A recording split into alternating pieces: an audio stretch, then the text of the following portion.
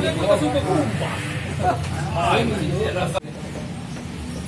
berita satu lagi tak?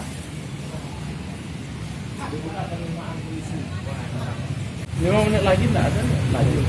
Kita beri toleransi.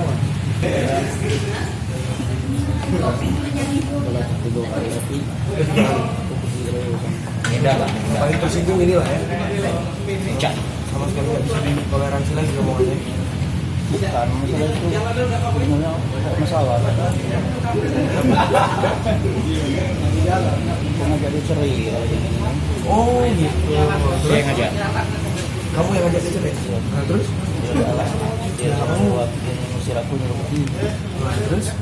Katanya kalau mau pergi selama 3 bulan katanya lah putus cerai katanya. Kan aku udah elak kalau pergi bayar tanpa keputusan kan.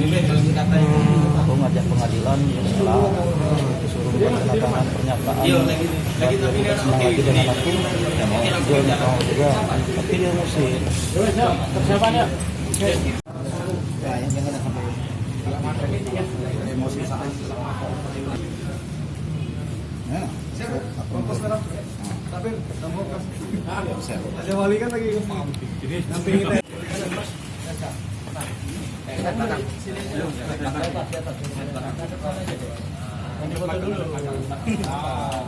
mundur. Kurang tinggi kali ya.